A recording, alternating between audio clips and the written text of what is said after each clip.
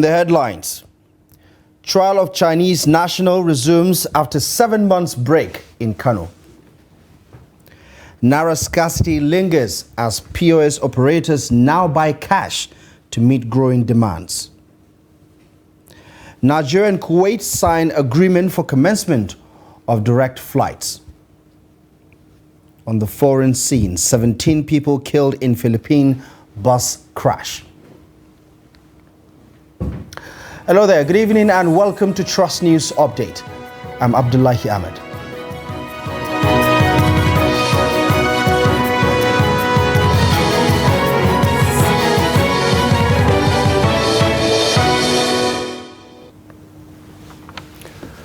We begin in Kano as a state high court has resumed sitting in the trial of a Chinese national accused of killing his girlfriend, Umita Sani.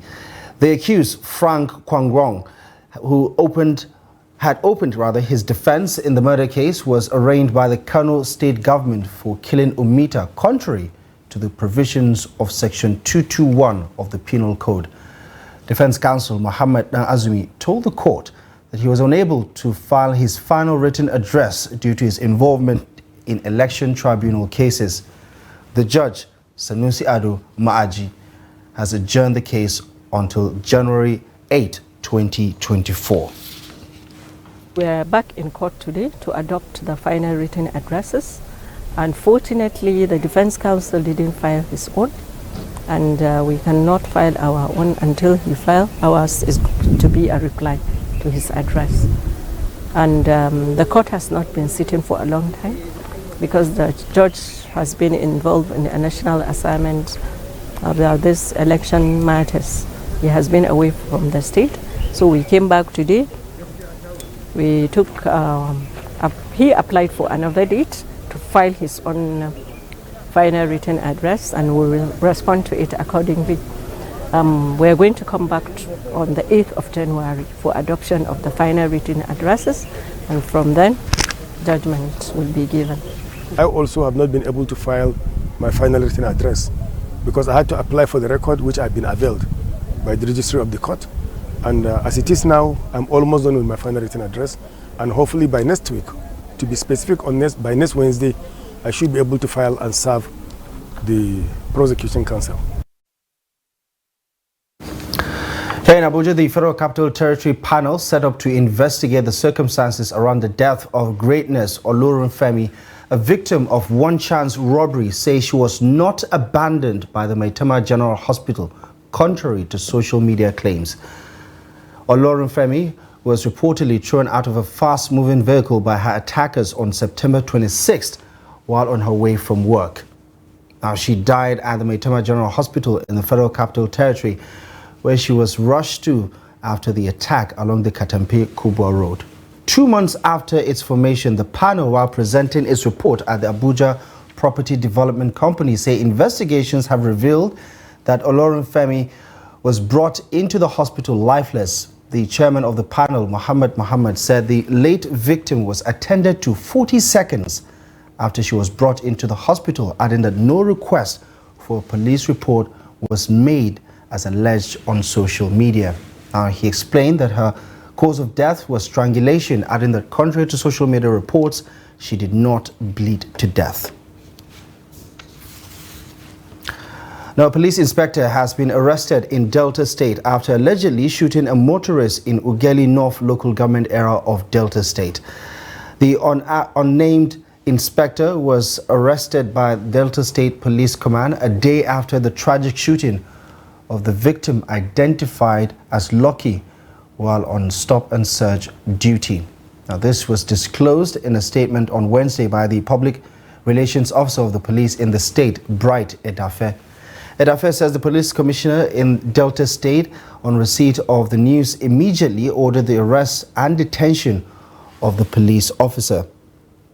The police commissioner has also directed the officer to be immediately transferred to the State Criminal Investigation Department in Asaba for a thorough investigation.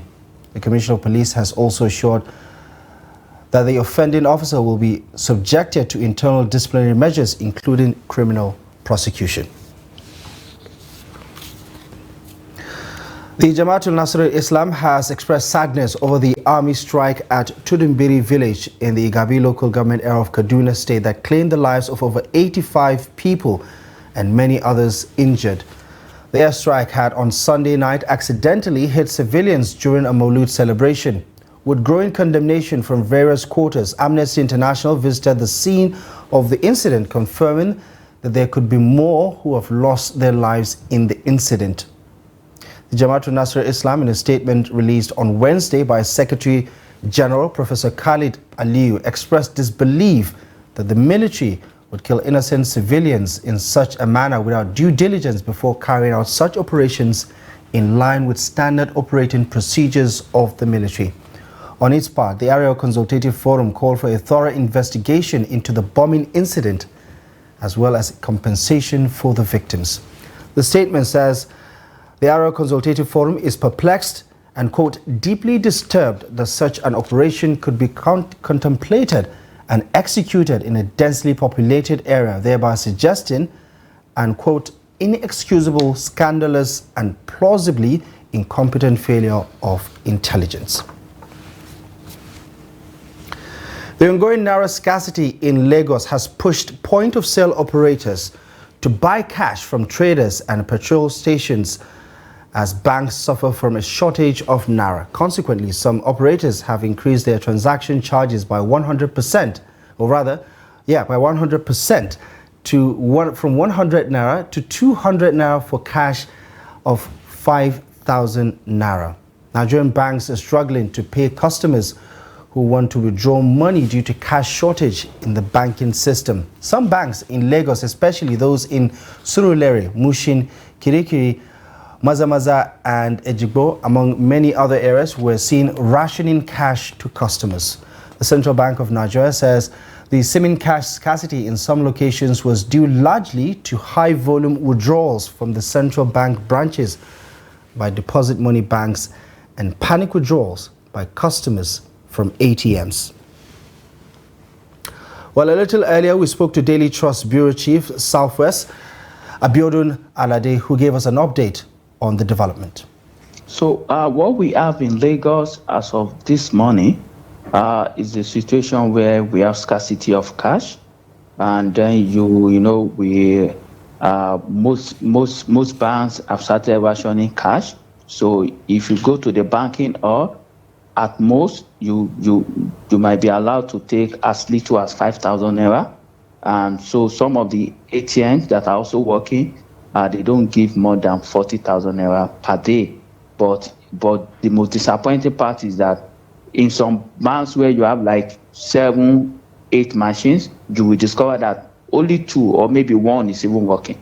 So, and then you have long queues, so people are resorting to POS and POS agent, and this has also affected businesses because of the charges. And so what we have now is scarcity of cash, and it's not just in Lagos State. In the entire Southwest, it seems to be something that we are battling with. I think in the South, it is only in the South that scarcity of cash is not pronounced, except in Edo State, where they also have scarcity. But for other states in the South, Rivers, Bayelsa, I think they seem to have enough cash. People have been advised that they should make use of the alternative means of banking or of cash, which some people have started doing. But then you know that due to the situation that we have in our country, there are some transactions that cannot be done digitally because of the volume of cash that is involved. Maybe something you want to buy for 100 naira, 200 naira, and you have, especially for the roadside sellers. So they are actually battling with the issue of not having cash or some of their customers not having cash. So people are making use of transfer where they can, but for those businesses, those transactions that cannot be done to transfer, they still have to resort to cash. They have to go to the POS agent to be able to actually make cash, to actually get cash. The situation is a bit confusing and dicey because the CBN actually claimed that we have at least 2.9 trillion naira in circulation. That is the currency that is in circulation. And when you look at this figure, this is almost the same figure that we had before the Naira redesign, when we had about 3 point. I think then we had just about 3.2 billion, trillion rather, about 3.2 trillion then. But now we have about 2.9 trillion, and then we still have this scarcity. So for the banks, I have spoken with some top officials in some of the commercial banks, and their complaint is that people are not depositing money, that people are withdrawing, and then very few people are depositing. So which make it very difficult for the money to actually circulate back to the banking system. But I actually believe that the CBN is trying to see how they can bring in more cash into the system. But from the Apex Bank, they believe that we have enough cash in the system because about 2.9 trillion naira are in circulation as at October, which was the last time that they gave us the data of the money that is in circulation. Abiodun Alade there with a situation report on the prevailing naira scarcity in Lagos and, for the most part, southwestern Nigeria. Talking politics now, the legal team of the All Progressives Congress has accused the 200 new Nigeria People's Party lawyers who convened a press conference in Kaduna of unethical acts aimed at destabilizing the polity. Recently, some lawyers who identify themselves as counsels to the new Nigeria People's Party had met in Kaduna last week, accusing the Court of Appeal of a miscarriage of justice in its judgment against the Kano State Governor, Abba Kabir Yusuf. However, responding to that meeting, the APC legal team told newsmen on Wednesday in Kano that the action of the new Nigeria People's Party lawyers was against the rules of the law and the principle of justice. The APC legal team commended the people of Kano for being law-abiding citizens after the judgment. Now, a three-member panel of the Economic Community of West African States Court of Justice has ordered the government of the Republic of Benin to pay Sunday Igboho 20 million CFA for unlawful detention. The court ordered that the money should be paid within 3 months. Igboho had on February 10 filed an application before the court challenging his arrest and detention in the French-speaking country. The ECOWAS court also directed the country to comply with its order and revert to the court with evidence of payment. Sunday Igboho was arrested alongside his wife in Cotonou, Benin Republic, and detained at the request of the Nigerian federal government. The Yoruba Nation agitator had fled Nigeria after the Department of State Services raided his residence in Ibadan in Oyo on July 1st. You're watching the news update on Trust TV. Coming up ahead. Single market workers on course for wage review to mitigate economic challenges. Details and more after the break.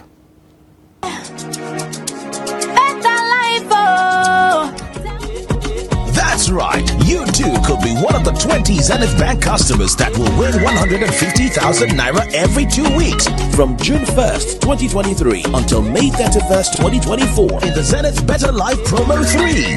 To qualify, simply open a Zenith Bank account. For more information, visit www.zenithbank.com/betterlife. Live the better life with Zenith Bank. It's time to jackpot for more fun. This season, there are loads of exciting content. Enjoy all the drama, intrigue, suspense, and romance in a wide range of telenovela series, Nollywood movies, Bollywood, kiddies program, and introducing our new kiddies channel, Wooing. After 5 years of waiting, the Nigeria Premier Football League is finally back, live and exclusively on Star Times. Enjoy more this season with our jackpot promo. Recharge 2 months on Classic or Super Bouquet and get 14 days free, or recharge 2 months and get upgraded to a higher bouquet. Wow! Recharge now and jackpot for more fun and stand a chance to win Sundial TV and other fantastic gifts. Offer runs till January 20, 2024. Terms and conditions apply. Star Times. Entertain your family.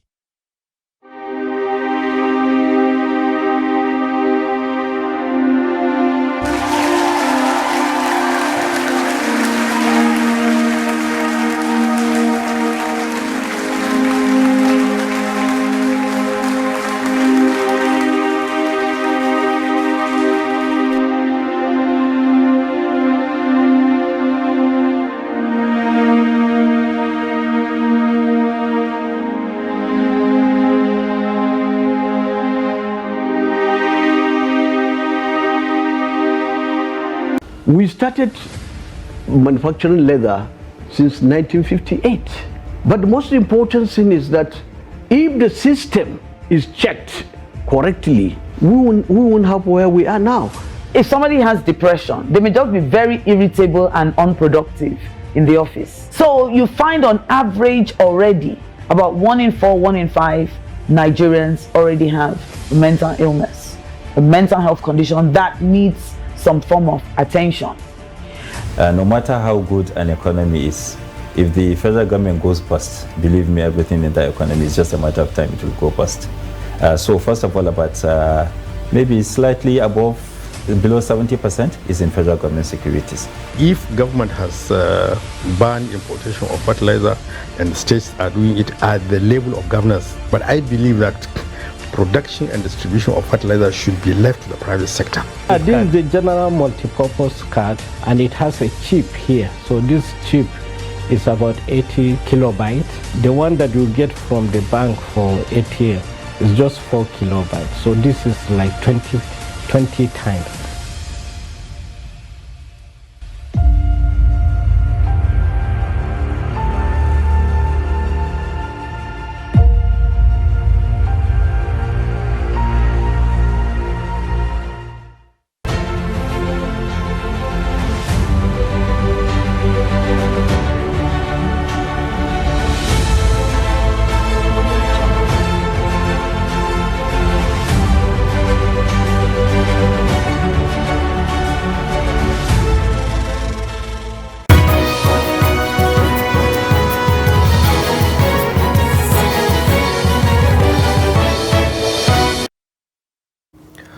Welcome back, and thank you very much for staying with us on the news update. Here's a quick reminder of our top stories. Trial of Chinese national resumes after 7 months break in Kano. Naira scarcity lingers as POS operators now buy cash to meet growing demands. Now, the public debate over the 2024 proposed budget continues as opposition political parties weigh in by calling on the National Assembly to actively review the appropriation bill to reflect the needs of Nigerians. The group of political parties made their position known at a press conference in Abuja while criticizing the financial plan of the Tinubu-led administration for lacking fiscal responsibility. Trust TV Shafiu Suleiman reports. The opposition parties are speaking in unison as public debate continues to gain momentum over the 27.5 trillion naira budget for the 2024 fiscal year. While opining on the state of the nation, the coalition expressed displeasure over the current economic climate amidst the living condition crisis faced by millions of Nigerians. The security situation is not improving. It's getting bad. And for that reason, for him to have a conducive environment where people can invest domestically and internationally, the nation will be secured. Any nation that lacks the capacity to secure its citizens cannot think of attracting investors anywhere. Steps do not show strategic move by the government to solve Nigerian problem. It has always been the way we've been having it, and we seem to be going in the same direction, and we believe something must shift. We feel that government should revisit its agenda. Speaking on budgetary allocations, the opposition decried the spending pattern of the Tinubu administration, questioning the rationale behind spending billions of taxpayers' money to sponsor huge international trips for government officials. I think it is outrageous and somehow anachronistic, because if you are going to bring in every society that developed today started by looking within for solutions to their problems. Now, how do you reconcile that with the government in the last supplementary budget that is buying SUVs worth over 2 billion for the wife of the president? Is that even constitutional in the first place? The opposition group also expressed reservation over the expected positive impact of the fuel subsidy removal by the APC government, which it says has deepened poverty amongst the people rather than help the administration save for the needed development in critical sectors of the economy. Shafiu Suleiman, Trust TV News, Abuja.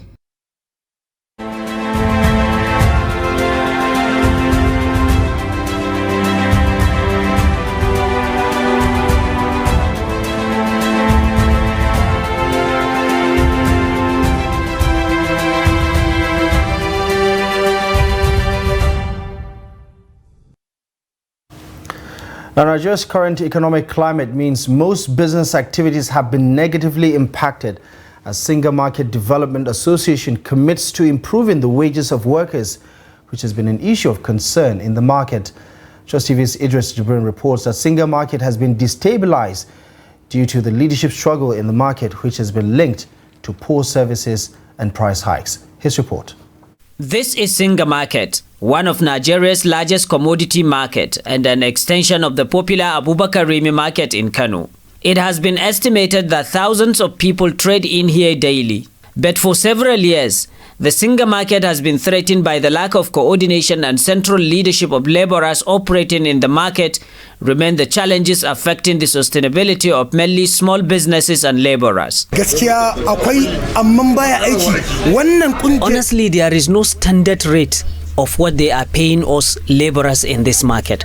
But now, thank God, we have a Single Market Development Association, which is trying to come up with a fixed price. And as I am talking to you now, this market union is trying to bring together all laborers in the market to address problems such as this. Single Market Development Association was recently set up, and these youth are now tasked with the responsibility of identifying every shop owner, as well as censoring the number of laborers, wheelbarrow pushers, including truck owners and others trading here following repeated complaints about wages. By the time we finish this exercise, we would have identified a lot of problems we are facing in this market, especially the issue of increase in the price of goods and services, as well as the issue of laborers that we are having problem here and there. We would harmonize all this problem. We are taking their census, we are taking their numbers to know how many laborers we have, how many workers we have in this market, so that we will know how to harmonize their wage. According to the market leaders, in addition to harmonizing the laborers' wage, the new market structure intends to provide a conducive business environment for traders, big or small. This our new Single Market Development Association is one of our major plans to see that we bring development to this market. We will sit down with the market leaders to identify various problems. We have come up with various issues. In fact, the issue of security, which we were having some problem with them, it's going to be solved. And we have already taken a step to solve the problem of laborers. We are harmonizing their wage. And even just not quite long ago, we sat down with the leaders of the market and also with the leadership of the laborers themselves here in this Single Market. And we have addressed all their problems. It may interest you to know that the issue of harmonizing their wage is a thing of the past at the moment. Although the largest commodity market in northern Nigeria, traders in Single Market are often accused for arbitrary increase of prices of food items and other essential commodity.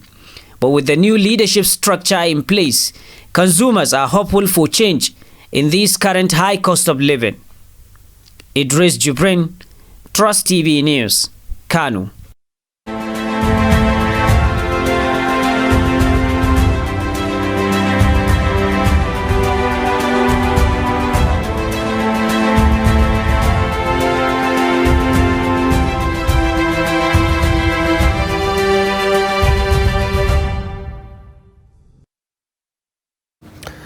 The federal government of Nigeria has signed a bilateral air service agreement with Kuwait for the commencement of direct flights. The Minister of Aviation and Aerospace Development, Festus Keyamo, SAN, disclosed this on his X handle. According to the minister, the agreement was signed at the ongoing International Civil Aviation Negotiation event organized by the International Civil Aviation Organization in Riyadh, Saudi Arabia. The BASA agreement, he stated, would facilitate the commencement of direct flights between Nigeria and Kuwait.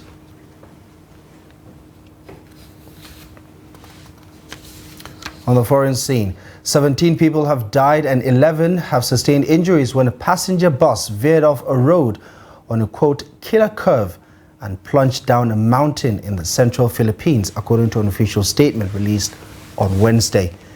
The bus was traveling in Hamtic municipality in Antique province when the crash happened on Tuesday afternoon, according to Provincial Disaster Agency head Roderick Train. 7 people were in critical condition in hospital and 4 others were stable, according to the official, describing the section of the road as, quote, accident prone. 1 Kenyan national was among those killed and a 2nd Kenyan was among those critically injured. Governor Rodora Kadiao earlier said there were 4 Kenyans on board the bus that was carrying mostly residents of Antique. Former British Prime Minister Boris Johnson on Wednesday apologized for the, quote, pain, loss and suffering caused by the COVID-19 pandemic as he begins giving evidence at a public inquiry into his government's handling of the health crisis. Boris Johnson, who has faced a barrage of criticism from former aides for alleged indecisiveness and a lack of scientific understanding during the pandemic, is facing 2 days in the witness box. Now, the former Prime Minister, who was forced out of office last year over lockdown breaching parties held in Downing Street during the pandemic, accepted, quote, the mistakes and unquestionable, or rather that mistakes had unquestionably been made. Now, the former Prime Minister had arrived around 3 hours early for the proceedings, with some suggesting he was eager to avoid relatives of the COVID-bereaved families who gathered outside later in the morning. Nearly 130 people died of COVID in the United Kingdom by mid-July 2021, one of the worst official per capita tolls among Western nations. Well, that's all the news at this hour. Check back a little later at 9 o'clock for today's bulletin. But for now, follow us across our social media platforms to catch up with more content and visit trusttv.com for the latest news. My name is Abdullahi Ahmed. Thank you for watching. See you later.